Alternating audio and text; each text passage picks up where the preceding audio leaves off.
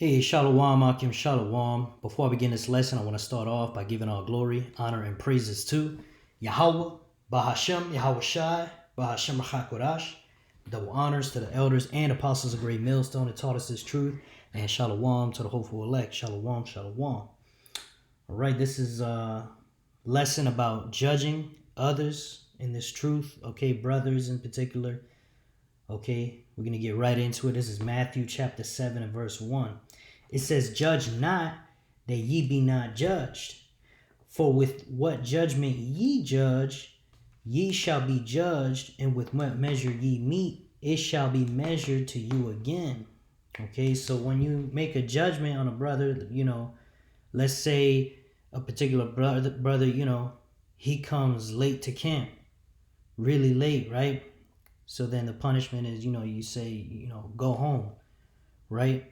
You got to make sure that that's a judgment that you would place on yourself, all right? Because that same standard you put on another brother, the Lord is going to put that on you, okay? You could think about that example where it talks about, in the same book of Matthew, it talks about, a particular man that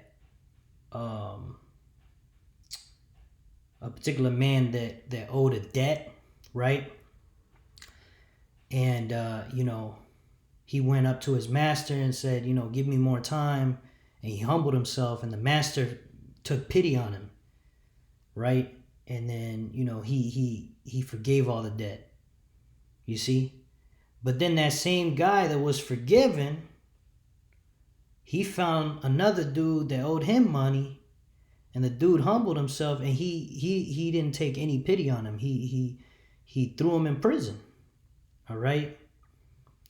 So when his master found out what he did to his subordinate, okay, he got mad and he was like, "Man, why didn't you have mercy the way I had mercy?" And he ended up putting him in prison too. You see? So that's the same way the Lord is going to judge us. So we got to be careful to be, not be hypocrites in this thing, right? All right, we're the children of the light, the children of Yasharallah, the so-called Negroes, Latinos, Native Americans. We're the children of the Lord, all right? We got to be as such, all right? It's not just about technicalities of the law, right? Like the wicked scribes and Pharisees, back in the day, they were basically using the law and the technicalities of it, and they were perverting judgment. So, we're not supposed to do that. Okay, we got to be honest, fair, and balanced, okay? I'm going to get a precept to this that we just read here. We're going to go to Romans chapter 2 and verse 1. It says, "Therefore thou art inexcusable, O man, whosoever thou art that judgest. For wherein thou judgest another, thou condemnest thyself," right? You condemn yourself because you're doing the same thing they doing, right? "For thou that judgest doest the same things," right? So, you got to make sure when you do a judgment, it's righteous judgment. Okay, it's got to be balanced. All right, I'm going to get a precept to that. This is Proverbs 11 and 1. It says, "A false balance is abomination to Yahweh Ba'ashem Yahweh Shai, but a just weight is his delight."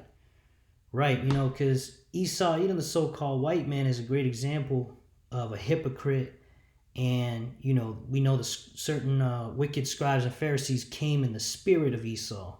And that's why the Lord said, "You are of your father, the devil." All right, when he was speaking to him, because they were always trying to trap him in speech. And, they weren't doing righteous judgment. They were doing wickedness, and they were hypocritical. It was all, they were preaching the law, but they themselves did not keep it. You see? They were using the law as a weapon, and that's not the way to use it. The law has to be used righteously, man. All right? And that's actually a precept to that.